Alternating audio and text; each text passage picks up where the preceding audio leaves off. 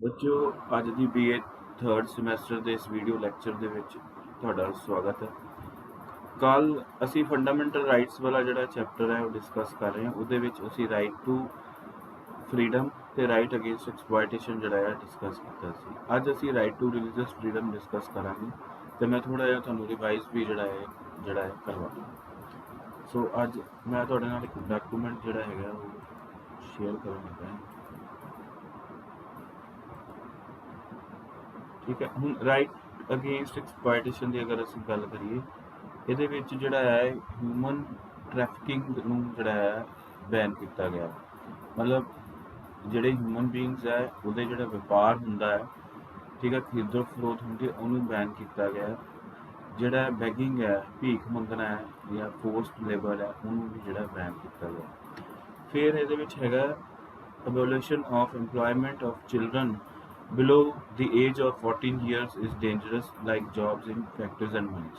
ਜਿਹੜੇ ਛੋਟੇ ਬੱਚੇ ਹੈ, ਤੁਹਾਨੂੰ ਸਾਰਿਆਂ ਨੂੰ ਪਤਾ ਹੈ ਕਿ 86ਵਾਂ ਸੰਵਿਧਾਨਿਕ ਸੰਸ਼ੋਧਨ ਹੋਇਆ ਸੀ 2002 ਦੇ ਵਿੱਚ, ਜਿਹਦੇ ਰਾਹੀਂ ਜਿਹੜਾ ਹੈ ਜਿਹੜੇ ਛੋਟੇ ਬੱਚੇ ਹੈ 6 ਤੋਂ 14 ਸਾਲ ਦੇ, ਉਹਨਾਂ ਨੂੰ RTE ਦਿੱਤਾ ਗਿਆ, ਰਾਈਟ ਟੂ ਐਜੂਕੇਸ਼ਨ। ਸੋ ਇਹ ਵੀ ਇੱਕ ਤਰ੍ਹਾਂ ਦਾ ਫੰਡਾਮੈਂਟਲ ਰਾਈਟ ਹੈ, ਇਹਨੂੰ ਫੰਡਾਮੈਂਟਲ ਰਾਈਟ ਬਣਾਇਆ ਗਿਆ। ਪਰ ਇਹਨੂੰ ਜਿਹੜਾ ਹੈ ਅਸੀਂ ਅਲੱਗ ਤੋਂ ਨਹੀਂ, ਮਤਲਬ ਇਹਨੂੰ ਅਸੀਂ ਇਹੀ ਕਹਿੰਦੇ ਕਿ 6 ਫੰਡਾਮੈਂਟਲ ਰਾਈਟਸ ਅਲੱਗ ਤੋਂ ਨਹੀਂ ਇਹਨੂੰ ਜਿਹੜਾ ਹੈਗਾ ਗਿਣਿਆ ਜਾਂਦਾ। Beggar practice in the past by landlords has been declared as crime is punishable by law। ਸੋ ਮਤਲਬ ਜਿਹੜੀ ਫੋਰਸਡ ਲੇਬਰ ਸੀਗੀ ਜਾਂ ਬੌਂਡਡ ਲੇਬਰ ਸੀਗੀ, ਜਿਹੜੀ ਪੁਰਾਣੇ ਸਮੇਂ ਦੇ ਵਿੱਚ ਜਿਹੜੇ ਲੈਂਡਲੌਰਡਸ ਹੁੰਦੇ ਸੀਗੇ ਜਾਂ ਜਾਗੀਰਦਾਰ ਹੁੰਦੇ ਸੀਗੇ, ਸੋ ਉਹਨਾਂ ਨੇ ਜਿਹੜਾ ਹੈ ਬੰਧੂਆ ਮਜ਼ਦੂਰ ਜਿਹੜੇ ਜਿਹਨਾਂ ਨੂੰ ਆਪਾਂ ਕਹਿੰਦੇ ਰੱਖੇ ਹੁੰਦੇ ਸੀਗੇ, ਉਹ 18 19 20 ਘੰਟੇ ਕੰਮ ਕਰਦੇ, ਸਾਰਾ ਦਿਨ ਆਪਣੀ ਮਾਲਕ ਦੀ ਸੇਵਾ ਕਰਦੇ ਸੀਗੇ। ਮਤਲਬ ਉਹਨਾਂ ਨੂੰ ਜਿਹੜਾ ਹੈ ਨਾ ਤਾਂ ਪ੍ਰੋਪਰਲੀ ਜਿਹੜਾ ਖਾਣਾ ਦਿੱਤਾ ਜਾਂਦਾ ਸੀ, ਨਾ ਰੋਟੀ ਦਿੱਤੀ, ਨਾ ਪੈਸੇ ਦਿੱਤੇ ਜਾਂਦੇ ਸੀਗੇ। ਸੋ ਇਸ ਚੀਜ਼ ਨੂੰ ਵੀ ਜਿਹੜਾ ਹੈ ਭਾਰਤ ਦਾ ਸੰਵਿਧਾਨ ਨੇ ਜਿਹੜਾ ਹੈ, ਸੰਵਿਧਾਨ ਨਿਰਮਾਤਾਵਾਂ ਨੇ ਮਤਲਬ ਬੈਨ ਕੀਤਾ। Trafficking in human beings for purpose of slave trade ਔਰ prostitution is also prohibited by law.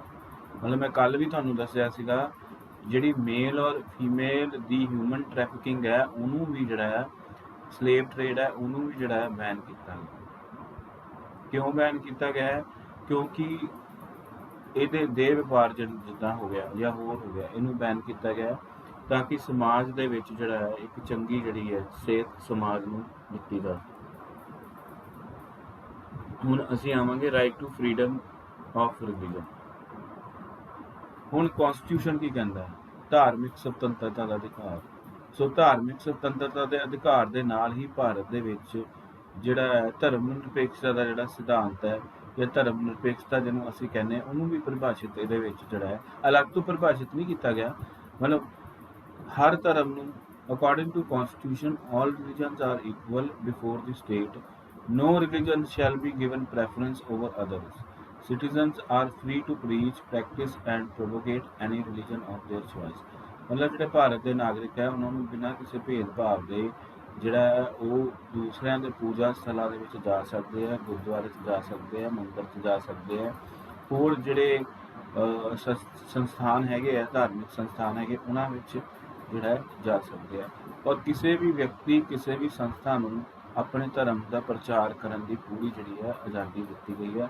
ਔਰ ਹਰ ਵਿਅਕਤੀ ਨੂੰ ਆਪਣਾ ਧਰਮ ਚੁਣਨ ਦਾ ਅਧਿਕਾਰ ਵੀ ਜਿਹੜਾ ਦਿੱਤਾ ਗਿਆ। ਅਗਰ ਕਿਸੇ ਵਿਅਕਤੀ ਨੇ ਆਪਣਾ ਧਰਮ ਬਦਲਣਾ ਹੈ ਤਾਂ ਇਹੋ ਜਿਹੀ ਜਿਹੜੀ ਸਥਿਤੀ ਦੇ ਵਿੱਚ ਉਹ ਆਪਣਾ ਧਰਮ ਬਦਲ ਸਕਦਾ ਹੈ, ਅਗਰ ਉਹਦੀ ਅੰਤਰਾਤਮਾ ਕਹਿੰਦੀ ਹੈ। ਅਗਰ ਉਹਦੀ ਜਿਹੜੀ ਹੈ ਆਤਮਾ ਕਹਿੰਦੀ ਹੈ, ਅੰਤਰਾਤਮਾ ਕਹਿੰਦੀ, ਤਾਂ ਆਪਣਾ ਜਿਹੜਾ ਹੈ ਧਰਮ ਜਿਹੜਾ ਹੈ ਬਦਲ ਸਕਦਾ ਹੈ। ਹੁਣ ਇਹਦੇ ਵਿੱਚ ਕੀ ਹੈ? Religious communities can set up charitable institutions of their own. Activities in such institutions which are not religious are performed according to the laws laid by the government. No person shall be compelled to pay taxes for the promotion of particular religion। ਕੋਈ ਵੀ ਵਿਅਕਤੀ, ਕੋਈ ਵੀ ਸੰਸਥਾ ਕੋਈ special tax, ਜਿੱਦਾਂ ਪੁਰਾਣੇ ਸਮੇਂ ਦੇ ਵਿੱਚ ਅਗਰ ਔਰੰਗਜ਼ੇਬ ਦੇ ਕਾਲ ਦੀ ਗੱਲ ਕਰੀਏ ਤਾਂ ਔਰੰਗਜ਼ੇਬ ਜਿਹੜਾ ਹੈ, ਜਿਹੜੇ ਹਿੰਦੂ ਧਰਮ ਦੇ ਲੋਕ ਸੀਗੇ, ਜੇ ਉਹਨਾਂ ਨੇ ਪੂਜਾ ਸਥਲਾਂ ਉੱਤੇ ਜਾਣਾ ਹੁੰਦਾ ਸੀ ਤਾਂ ਉਹਨਾਂ ਕੋਲੋਂ ਜਜ਼ੀਆ ਕਰ ਇੱਕ ਲਿਆ ਜਾਂਦਾ ਸੀ, ਧਾਰਮਿਕ ਕਰ ਜਿਹੜਾ ਲਿਆ ਜਾਂਦਾ ਸੀ। ਇਸ ਤਰ੍ਹਾਂ ਦੇ ਜਿਹੜੇ ਟੈਕਸਿਸ ਹੈ ਉਹਨਾਂ ਨੂੰ ਪੂਰੀ ਤਰ੍ਹਾਂ ਦੇ ਨਾਲ ਭਾਰਤ ਦੇ ਵਿੱਚ ਜਿਹੜਾ ਹੈਗਾ ਬੈਨ ਕੀਤਾ ਗਿਆ। A state run institution cannot impart education that is pro religion। मतलब कोई भी संस्था, कोई भी ਜਿਹੜੀ राज्य द्वारा चलाई गई संस्था है, एजुकेशनल इंस्टीट्यूशन है, वो किसी पर्टिकुलर धर्म का प्रचार नहीं कर सकती। सो ये उत्ते भी जोड़ा बयान जोड़ा लाया गया। ठीक है जी, इनू थोड़ा जिहा असी जोड़ा है डिटेल दे विच जोड़ा आप डिस्कस कर लें आर्टिकल वाइज। आर्टिकल वाइज इत्थे नहीं दिता हुआ, आर्टिकल वाइज मैं जोड़ा है थोड़े नाल डिस्कस करांगा।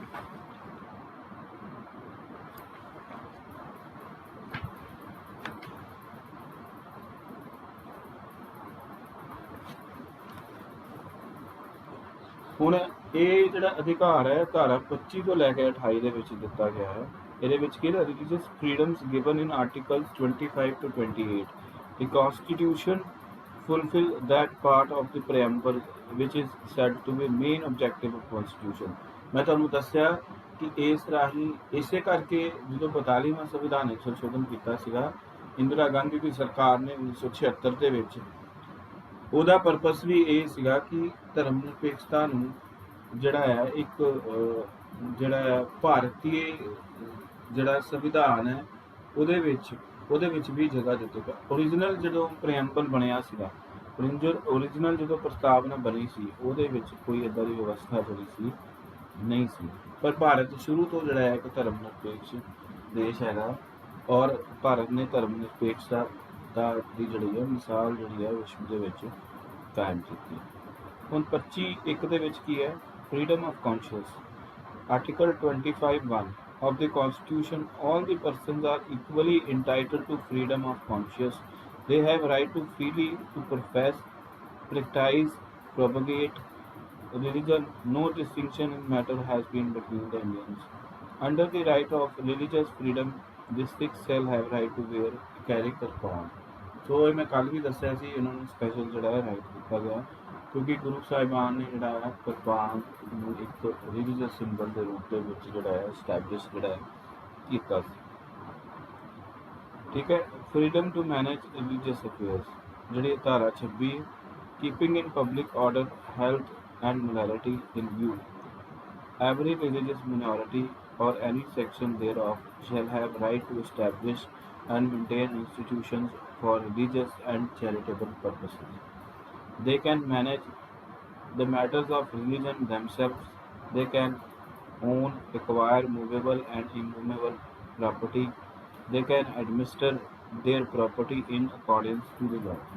ਸੋ ਕਹਿਣ ਦਾ ਮਤਲਬ ਹੈ ਕਿ ਕਿਸੇ ਵੀ ਧਰਮ ਨੂੰ ਆਪਣਾ ਜਿਹੜਾ ਧਰਮ ਪ੍ਰਚਾਰ ਉਹ ਕਰ ਸਕਦਾ ਹੈ, ਉਹ ਆਪਣੀਆਂ ਸੰਸਥਾਵਾਂ ਸਟੈਬਲਿਸ਼ ਕਰ ਸਕਦਾ ਹੈ, ਉਹ ਧਾਰਮਿਕ ਪ੍ਰੋਪਗੇਸ਼ਨ ਲਈ ਜਿਹੜਾ ਹੈ ਜਿਹੜੀ ਸੰਪੱਤੀ ਬਣਾ ਸਕਦਾ। ਹੁਣ ਤੁਸੀਂ ਦੇਖਿਆ ਹੋਣਾ ਕਿ ਭਾਰਤ ਦੇ ਵਿੱਚ ਜਿਹੜੇ ਸੰਤ ਹੈ ਜਾਂ ਮਹਾਤਮਾ ਹੈਗੇ ਆ ਜਾਂ ਤੁਸੀਂ ਕਹਿ ਲਓ ਕੁਝ ਜਿਹੜੇ ਰਿਲੀਜੀਅਸ ਲੀਡਰਸ ਹੈਗੇ ਆ, ਉਹਨਾਂ ਨੇ ਜਗ੍ਹਾ ਲੈ ਕੇ ਉਹ ਆਪਣੇ ਧਾਰਮਿਕ ਪ੍ਰਚਾਰ ਜਿਹੜਾ ਹੈ ਉਹ ਕਰਦੇ। ਇਹਦੀ ਵਿਵਸਥਾ ਜਿਹੜੀ ਹੈ ਧਾਰਾ 26 ਦੇ ਵਿੱਚ ਜਿਹੜੀ ਹੈ ਉਹ ਕੀਤੀ ਗਈ ਹੈ। ਫਿਰ freedom from the payment of the taxes for the promotion of any other religion. According to article 27, no person shall be compelled to pay taxes, any taxes that proceeds of which are specifically funded for making payment of expenses for the promotion and maintenance of any particular religion or religious minority। ਇਹ ਜਿਹੜੀ ਧਾਰਾ 27 ਹੈ basically ਜਿਹੜੀ ਹੈ minorities, ਘੱਟ ਗਿਣਤੀ ਦੇ ਲੋਕ ਮਤਲਬ ਇਸ ਤਰ੍ਹਾਂ ਜਿੱਦਾਂ ਭਾਰਤ ਦੇ ਵਿੱਚ ਜਿਹੜੇ ਹਿੰਦੂਸ ਹੈਗੇ ਆ ਮੈਜੋਰਿਟੀ ਦੇ ਵਿੱਚ ਹੈਗੇ ਆ ਔਰ ਜਿਹੜੀਆਂ ਬਾਕੀਆਂ ਕਮਿਊਨਿਟੀਜ਼ ਹੈ ਉਹ ਅਲਪ ਸੰਖਿਅਕ ਉਹਨਾਂ ਨੂੰ ਕਿਹਾ ਜਾਂਦਾ। ਸੋ ਉਹ ਕਹਿੰਦਾ ਹੈ ਕਿ ਕਿਸੇ ਜਿਹੜਾ ਮੈਂ ਤੁਹਾਨੂੰ ਜਿੱਦਾਂ ਪਹਿਲਾਂ ਦੱਸਿਆ ਜਜ਼ੀਆ ਕਰ ਵਗੈਰਾ ਜਿਹੜਾ ਉਹਨੂੰ ਸਾਰਾ ਤਰ੍ਹਾਂ ਅਬੋਲਿਸ਼ ਜਿਹੜਾ ਹੈ ਕੀਤਾ ਗਿਆ ਔਰ ਕਿਸੇ ਵੀ ਮਾਈਨੋਰਿਟੀ ਕੋਲੋਂ ਕਿਸੇ ਵੀ ਜਿਹੜੇ ਮਾਈਨੋਰਿਟੀ ਦੇ ਲੋਕ ਹੈਗੇ ਜਾਂ ਅਲਪ ਮਤ ਦੇ ਲੋਕ ਹੈਗੇ ਆ ਉਹਨਾਂ ਕੋਲੋਂ ਸਰਕਾਰ ਜਾਂ ਕੋਈ ਪ੍ਰਾਈਵੇਟ ਇੰਸਟੀਟਿਊਸ਼ਨ ਜਿਹੜੇ ਉਹਨਾਂ ਨੂੰ ਕੰਪੈਲ ਨਹੀਂ ਕਰ ਸਕਦੀਆਂ ਕਿ ਤੁਸੀਂ ਧਾਰਮਿਕ ਕਰ ਦਿਓ ਜਾਂ ਕੁਝ ਦਿਓ, ਉਹਨੂੰ ਵੀ ਬੈਨ ਜਿਹੜਾ ਹੈ ਇੰਡੀਅਨ ਕਨਸਟੀਟਿਊਸ਼ਨ ਦੇ ਵਿੱਚ ਕੀਤਾ। Religious instruction is not compulsory in private institution. According to Article 28(3), those private educational institutions which are recognized by the government or receive a financial grant of any kind from the state shall compel any person to get religious education to attend a religious assembly against their will। ਠੀਕ ਹੈ ਜੀ, ਮਤਲਬ ਕਿ ਕਿਸੇ ਨੂੰ ਤੁਸੀਂ ਮਜਬੂਰ ਨਹੀਂ ਕਰ ਸਕਦੇ ਕਿਸੇ ਵੀ ਧਰਮ ਨੂੰ ਫੋਲੋ ਕਰਨ ਲਈ, ਜਾਂ ਉਹਦੀਆਂ ਪ੍ਰੀਚਿੰਗਸ ਜਿਹੜੀਆਂ ਹੈ ਜਾਂ ਉਹਦੀਆਂ ਜਿਹੜੀਆਂ ਸਿੱਖਿਆਵਾਂ ਹੈ ਉਹਨੂੰ ਮੰਨਣ ਵਾਸਤੇ ਤੁਸੀਂ ਕਿਸੇ ਨੂੰ ਵੀ ਜਿਹੜਾ ਹੈ ਉਹ ਨਹੀਂ ਕਰ ਸਕਦੇ। ਹੁਣ ਇਸ ਅਧਿਕਾਰ ਦੇ ਸੰਬੰਧ ਦੇ ਵਿੱਚ ਵੀ ਕਈ ਤਰ੍ਹਾਂ ਦੇ ਅਪਵਾਦ ਹੈਗੇ ਆ। ਪਹਿਲਾ ਅਪਵਾਦ ਹੈ, right to religious freedom is not absolute and unlimited. ਜਿਹੜਾ ਰਾਈਟ ਟੂ ਰਿਲੀਜੀਅਸ ਫਰੀडम ਹੈ, ਧਾਰਮਿਕ ਸੁਤੰਤਰਤਾ ਦਾ ਅਧਿਕਾਰ ਹੈ, ਉਹਦਾ ਜਿਹੜਾ ਸਵਰੂਪ ਹੈ ਲਿਮਿਟਿਡ ਹੈ, ਅਨਲਿਮਿਟਿਡ ਨਹੀਂ ਹੈ, ਐਬਸੋਲੂਟ ਵੀ ਨਹੀਂ ਹੈ। ਮਤਲਬ ਇਹ ਨਹੀਂ ਹੈ ਕਿ ਤੁਸੀਂ ਧਰਮ ਦੇ ਨਾਂ ਤੇ ਕੁਝ ਵੀ ਜਿਹੜਾ ਹੈ ਕਰ ਸਕਦੇ ਹੋ। ਠੀਕ ਹੈ। ਉਸ ਤੋਂ ਬਾਅਦ ਅਗਲਾ ਜਿਹੜਾ ਅਪਵਾਦ ਹੈਗਾ ਹੈ, keeping in view public order, health, morality, the state can impose restriction on it. The state can make laws to control economic, financial, political and other activities of religious communities. Third, the state can also make laws with the objective of social welfare and reform, can open Hindu religious institutions for all Hindu section classes. So reform वास्ते कोई भी धर्म जड़ा है, जी educational institutions जड़ियाँ खोल सकता है, religious institutions खोल सकता है, ਉਹਦੇ ਵਿੱਚ ਰਿਲੀਜੀਅਸ ਐਜੂਕੇਸ਼ਨ ਜਿਹੜੀ ਹੈ ਪਾਰਟ ਜਿਹੜੀ ਹੈ ਉਹ ਕੀਤੀ ਜਾ ਸਕਦੀ ਹੈ। ਫਿਰ ਪਬਲਿਕ ਆਰਡਰ ਦੀ ਗੱਲ ਕਰੀਏ, ਹੈਲਥ ਦੀ ਗੱਲ ਕਰੀਏ, ਮੋਰੈਲਿਟੀ ਦੀ ਗੱਲ ਕਰੀਏ, ਦੀ ਸਟੇਟ ਜਿਹੜੀ ਹੈ ਉਹ ਰਿਸਟ੍ਰਿਕਸ਼ਨਸ ਜਿਹੜੀਆਂ ਇੰਪੋਜ਼ ਜਿਹੜੀਆਂ ਕਰ ਸਕਦੀ। The state can make laws to control economic and financial and political or other activities of religious communities। ਠੀਕ ਹੈ, ਇਹ ਸੀਗਾ ਜੀ ਰਾਈਟ ਟੂ ਫਰੀडम ਔਰ ਉਹਦੇ ਨਾਲ ਸੰਬੰਧਿਤ ਜਿਹੜੇ ਅਪਵਾਦ ਹੈ ਉਹਨਾਂ ਦੀ ਅਸੀਂ ਜਿਹੜੀ ਹੈ ਚਰਚਾ ਕੀਤੀ। ਹੁਣ ਅਗਲਾ ਜਿਹੜਾ ਅਧਿਕਾਰ ਹੈਗਾ ਹੈ ਉਹ ਹੈਗਾ ਕਲਚਰਲ ਐਂਡ ਐਜੂਕੇਸ਼ਨਲ ਰਾਈਟਸ, ਮਤਲਬ ਸੱਭਿਆਚਾਰਕ ਅਤੇ ਸਿੱਖਿਅਕ ਅਧਿਕਾਰ। Elementary education is now a fundamental right of every child। 2002 ਦੇ ਵਿੱਚ ਜਿਹੜੇ 86ਵੀਂ ਸੰਵਿਧਾਨਿਕ ਸੰਸ਼ੋਧਨ ਕੀਤਾ ਗਿਆ ਸੀਗਾ, ਉਹਦੇ ਦੁਆਰਾ ਜਿਹੜਾ ਹੈ ਭਾਰਤ ਦੇ ਵਿੱਚ ਜਿਹੜੇ 6 ਤੋਂ 14 ਸਾਲ ਦੇ ਬੱਚੇ ਹੈ ਉਹਨਾਂ ਨੂੰ ਜਿਹੜਾ ਹੈ ਇਹ ਅਧਿਕਾਰ ਜਿਹੜਾ ਹੈਗਾ ਪ੍ਰਦਾਨ ਜਿਹੜਾ ਹੈ ਉਹ ਕੀਤਾ ਗਿਆ। ਆਰਟੀਕਲ 29 ਇਹ ਹੁਣ ਜਿਹੜੇ ਅਧਿਕਾਰ ਹੈਗੇ ਆ ਸੱਭਿਆਚਾਰਕ ਅਤੇ ਸਿੱਖਿਅਕ ਅਧਿਕਾਰ ਹੈ, ਇਹ ਧਾਰਾ 29 ਤੇ 30 ਦੇ ਵਿੱਚ ਦਿੱਤੇ ਹੋਏ ਆ। Any community which has language a script of its own has right to conserve and develop it. ਅਗਰ ਕੋਈ ਸਮੁਦਾਇ ਹੈ, ਉਹਦੀ ਆਪਣੀ ਭਾਸ਼ਾ ਹੈ, ਉਹਦੀ ਸਕ੍ਰਿਪਟ ਹੈ, ਉਹਦੀ ਲਿਪੀ ਹੈ, ਉਹ ਜਿਹੜੀ ਲਿਪੀ ਹੈ ਉਹਨੂੰ ਮੇਨਟੇਨ ਔਰ ਰਿਟੇਨ ਕਰਨ ਦਾ ਉਹਨੂੰ ਪੂਰਾ ਅਧਿਕਾਰ ਹੈਗਾ। ਠੀਕ ਹੈ। ਦੂਸਰੀ ਗੱਲ, all religious and linguistic can set up an educational institutions to preserve and develop their own cultures। ਜਿਹੜੇ ਅਲਪਸੰਖਿਅਕ ਹੈਗੇ ਭਾਰਤ ਦੇ ਵਿੱਚ ਧਾਰਮਿਕ ਅਤੇ ਅਗਰ ਅਸੀਂ ਭਾਸ਼ਾ ਦੀ ਗੱਲ ਕਰੀਏ, ਉਹ ਇੱਦਾਂ ਦੀਆਂ ਸੰਸਥਾਵਾਂ ਨੂੰ ਹੋਂਦ ਵਿੱਚ ਲਿਆ ਸਕਦਾ ਹੈ ਜਾਂ ਉਹਨੂੰ ਇਸਟੈਬਲਿਸ਼ ਕਰ ਸਕਦਾ ਹੈ। ਆਪਣਾ ਜਿਹੜਾ ਸੱਭਿਆਚਾਰ ਹੈ, ਆਪਣੇ ਜਿਹੜੇ ਧਾਰਮਿਕ ਆਸਥਾਵਾਂ ਹੈ, ਆਪਣੀਆਂ ਜਿਹੜੀਆਂ ਭਾਸ਼ਾਈ ਜਿਹੜੀ ਸਪਿਰਿਟ ਹੈ ਉਹਨੂੰ ਵੀ ਜਿਹੜਾ ਹੈ ਲੋਕ ਜਿਹੜੇ ਹੈ ਉਹ ਜਿਹੜਾ ਮੇਨਟੇਨ ਰੱਖ ਸਕਦੇ ਆ ਜਾਂ ਕਰ ਸਕਦੇ ਆ। ਠੀਕ ਹੈ ਜੀ। ਹੁਣ ਆਰਟੀਕਲ ਵਾਈਜ਼ ਅਗਰ ਦੇਖੀਏ, ਅਸੀਂ ਇਹਨੂੰ ਅਗਰ ਧਾਰਾ ਵਾਈਜ਼ ਦੇਖੀਏ, 29 ਦੇ ਵਿੱਚ any section of citizen residing in territory of India or any part thereof have a distinct language, script, culture of its own shall have a right to protect them। ਠੀਕ ਹੈ ਜੀ। ਆ ਜਿਹੜੀ ਚੀਜ਼ ਹੈਗੀ ਹੈ ਉਹ ਧਾਰਾ 29 ਦੇ ਵਿੱਚ ਜਿਹੜੀ ਹੈ ਦਿੱਤੀ ਗਈ ਹੈ ਕਿ ਕੋਈ ਜਿਹੜੇ ਨਾਗਰਿਕ ਹੈ ਉਹ ਆਪਣੀ ਭਾਸ਼ਾ, ਆਪਣੀਆਂ ਧਾਰਮਿਕ ਆਸਥਾਵਾਂ, ਆਪਣੀ ਲਿਪੀ ਨੂੰ ਜਿਹੜਾ ਹੈ ਪ੍ਰੋਟੈਕਟ ਕਰ ਸਕਦੀਆਂ, ਪ੍ਰੀਜ਼ਰਵ ਕਰ ਸਕਦੀਆਂ, ਇਹ ਸਾਰਾ ਕੁਝ ਕਰ ਸਕਦੀਆਂ। ठीक है। फिर no citizen shall be denied admission to any educational institution maintained by state getting grant out of the state funds on the grounds of only religion, race, language or any of them। so ਕਿਸੇ ਵੀ ਕੋਈ ਵੀ educational institution ਹੈ ਜਿਹੜੀ ਕਿ state ਰਨਡ ਹੈਗੀ ਹੈ ਉਹਦੇ ਵਿੱਚ ਕਿਸੇ ਵੀ ਤਰ੍ਹਾਂ ਦਾ ਭੇਦਭਾਵ ਨਹੀਂ ਕੀਤਾ ਜਾਏਗਾ। ਉਹ ਜਿਹੜਾ ਵਿਵਸਥਾ ਹੈ ਉਹਦੇ ਵਿੱਚ ਸਾਰਿਆਂ ਨੂੰ ਜਿਹੜਾ ਹੈ ਐਡਮਿਸ਼ਨ ਜਿਹੜੀ ਹੈ ਗ੍ਰਾਂਟ ਕੀਤੀ ਜਾਊਗੀ ਅਗਰ ਉਹਦੀ ਐਡਮਿਸ਼ਨ ਅਗਰ ਬੱਚਾ ਜਿਹੜਾ ਹੈ ਐਡਮਿਸ਼ਨ ਕ੍ਰਾਈਟੇਰੀਆ ਅਗਰ ਜੇ ਪੂਰਾ ਕਰਦਾ। ਉਸ ਤੋਂ ਬਾਅਦ ਅਗਲਾ ਹੈਗਾ ਜੀ ਧਾਰਾ 30 ਦੇ ਵਿੱਚ ਆਲ ਮਿਨੋਰਟੀਜ਼ ਵੈਦਰ ਬੇਸਡ ਔਨ, ਇਹ ਮੈਂ ਤੁਹਾਨੂੰ ਦੱਸਦਾ ਆਹ ਵਾਲੀ ਚੀਜ਼ ਇਹ ਧਾਰਾ 29 ਦੇ ਵਿੱਚ ਜਿਹੜੀ ਹੈ ਦਿੱਤੀ ਹੋਈ। ਠੀਕ ਹੈ ਜੀ। ਇੱਕ ਇੱਥੇ ਇਹਨਾਂ ਨੇ ਤੁਹਾਡੀ ਬੁੱਕ ਦੇ ਵਿੱਚ 44ਵਾਂ ਸੰਵਿਧਾਨਿਕ ਸੰਸ਼ੋਧਨ ਦਾ ਕੋਟ ਕੀਤਾ ਹੋਇਆ ਕਿ right to property has been abolished but clear provision has been made in it that abolition of this right shall no way harm the minorities in establishing administrative educational institutions।